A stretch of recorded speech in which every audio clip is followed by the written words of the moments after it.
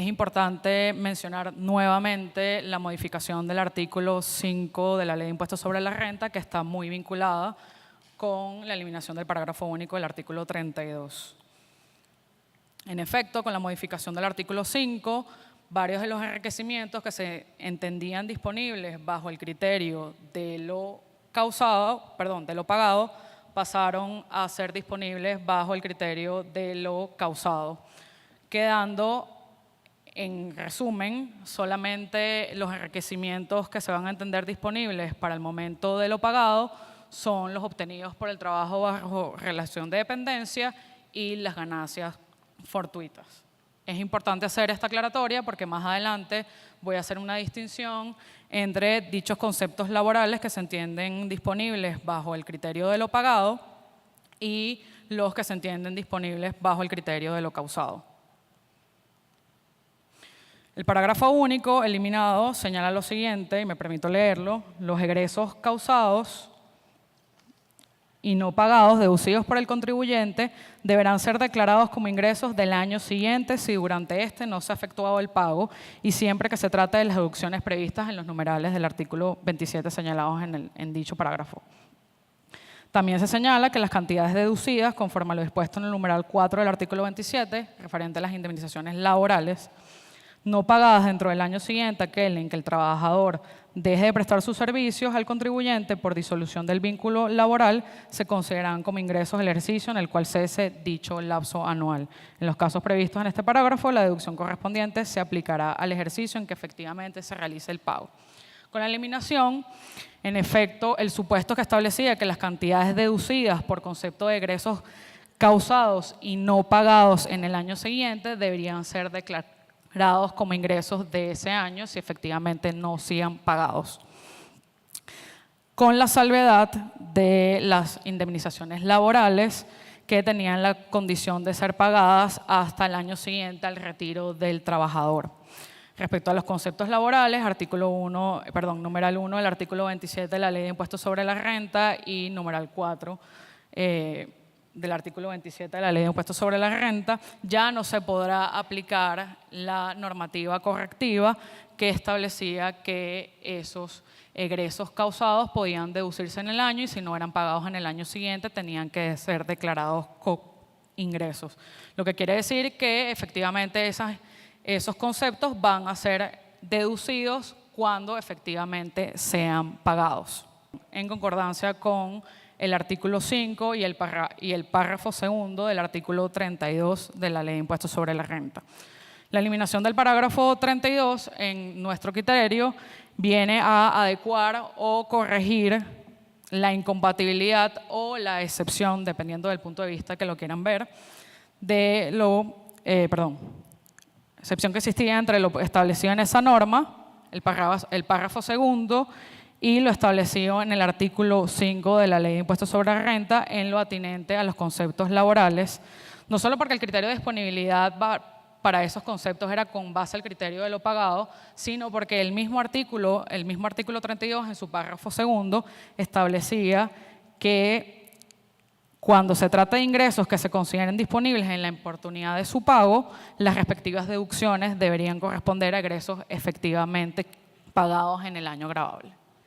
Es importante mencionar adicionalmente que surgen interrogantes con respecto a la disposición transitoria contenida en el artículo 194 de la Ley de Impuestos sobre la Renta, que me permito leer y establece lo siguiente: las indemnizaciones correspondientes a los trabajadores con ocasión del trabajo, determinadas conforme a la ley o contratos de trabajo causadas antes de la vigencia de la ley, serán deducibles en el ejercicio en que efectivamente sean pagadas a los trabajadores o a sus beneficiarios o cuando les sean entregadas para constituir fideicomiso de conformidad con lo establecido en la Ley Orgánica de los Trabajadores y las Trabajadoras.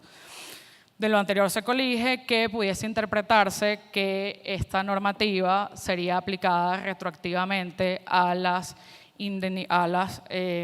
conceptos laborales que se causaron y se dedujeron y no se pagaron en el año siguiente. La interpretación que le debemos hacer a este artículo es que todas las deducciones causadas antes y deducidas antes de la entrada en vigencia de la Ley de Impuesto sobre la Renta 2015 deben ser deducidas en el ejercicio en que efectivamente sea pagado. En caso de una aplicación de ese artículo, sería retroactivamente a unos egresos que no corresponden con el ejercicio fiscal anterior a la reforma. Es importante mencionar que esta disposición transitoria y final del artículo 194 no es nueva, sino que data de 1978, cuando se reformó la Ley de Impuestos sobre la Renta y una posible aplicación violaría el principio de retroactividad de la ley consagrado en el artículo 8 del Código Orgánico Tributario en concordancia con el artículo 24 de la Constitución. En ese orden de ideas, es evidente que lo que quiso el legislador de ese momento, 1978, era que las indemnizaciones laborales que se generaran antes de la vigencia de la Ley de Impuestos sobre la Renta de 1978 fueran deducidas conforme a lo efectivamente pagado, puesto que para ese momento ya existía el parágrafo único del artículo 32 recientemente eliminado. Con respecto a los egresos diferentes a los conceptos laborales que acabo de mencionar, creemos que hubo un error en la eliminación, ya que lo que se buscaba con esa norma era evitar o prevenir la elusión en materia de deducciones causadas y no pagadas. En ese sentido, me permito citar al autor Eleno Taveira Torres, de su libro Derecho Tributario y Derecho Privado, que señala que entre los métodos para controlar las consecuencias de la elusión tributaria,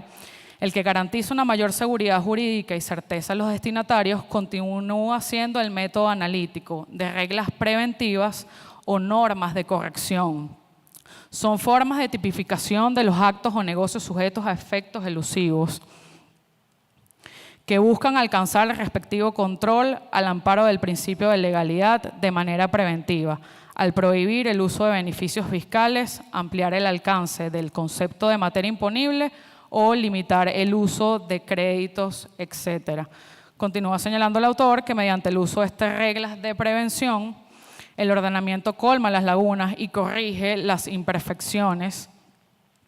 o brechas que permitían eventuales opciones fiscales. En ese sentido, y tomando en cuenta lo que señala el mencionado autor, consideramos que la eliminación del parágrafo único del artículo, que el parágrafo único del artículo 32 del derogado parágrafo pudiese encuadrar dentro de lo que se caracteriza como normas preventivas o correctivas que buscan alcanzar un control por parte de la administración tributaria, principio de legalidad, y que trae como consecuencia una sanción. En nuestro caso, la sanción sería la no deducibilidad del egreso si no es pagado, y si no es pagado y no hay una corrección, pues entonces no podrá deducirse. En el caso que nos ocupa, es evidente que lo que el legislador pretendió con la inclusión del parágrafo único no es otra cosa que el contribuyente no dedujera gastos causados que nunca fuesen pagados. Con esta eliminación se abre una brecha que permite que no se concilien fiscalmente aquellos gastos que están causados y que no se paguen al año siguiente sin perjuicio del análisis contable correspondiente. De hecho, se presenta otro inconveniente y es que la ley nada dispuso del tratamiento que se le debe aplicar a los egresos ya causados y que no han sido pagados, es decir, si deben ser declarados como ingresos del año siguiente o no.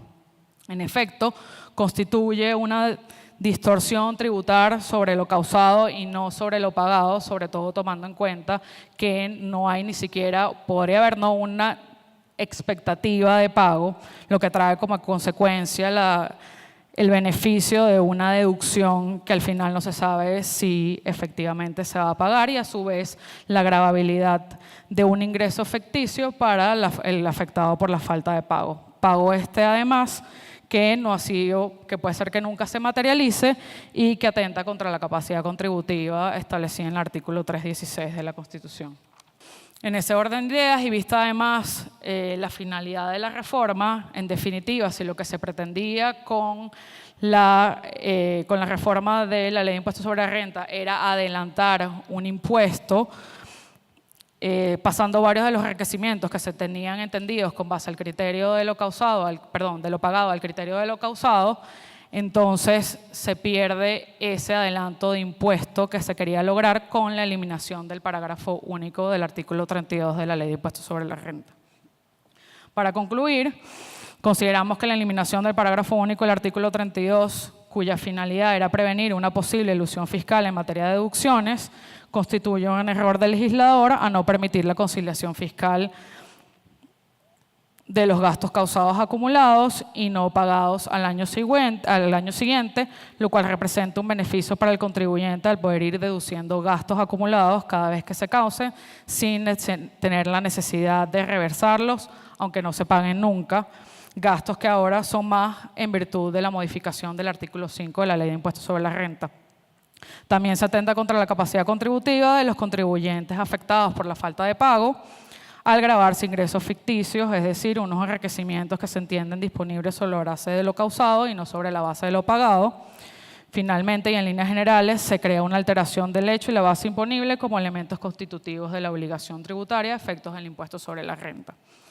Por último, y respecto a los egresos causados y no pagados, deducidos por el contribuyente antes de la entrada de la reforma de la Ley de Impuestos sobre la Renta 2015, consideramos que esos egresos, si no se pagan, deben ser declarados como ingresos del año siguiente,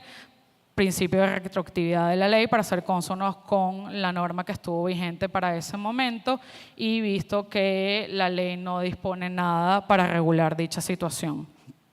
Con base en las conclusiones anteriores, consideramos que la norma suprimida debe ser reinsertada en la Ley de Impuestos sobre la Renta, razón por la cual proponemos la reforma del artículo 32 en su totalidad, pero en los términos señalados ahí. Cuando se trate de ingresos que se consideren disponibles en la oportunidad en que la operación se realice, conforme a lo dispuesto en el artículo 5 de la presente ley, las respectivas deducciones deberán corresponder a egresos causados durante el año gravable. Los egresos causados y no pagados deducidos por el contribuyente deberán ser declarados como ingresos del año siguiente si durante este no se ha efectuado el pago y siempre que se trate de las deducciones previstas en el artículo 27 de la presente ley que corresponden a egresos causados durante el año gravable. En los casos previstos en este parágrafo, la deducción correspondiente se aplicará al ejercicio en que efectivamente se realice el pago. Cuando se trate de ingresos que se consideren disponibles en la oportunidad de su pago, conforme a lo dispuesto en el artículo 5 de la presente ley, las respectivas deducciones deberán corresponder a egresos efectivamente pagados en el año gravable, sin perjuicio de que se rebajen las partidas previstas y aplicables autorizadas en los numerales 5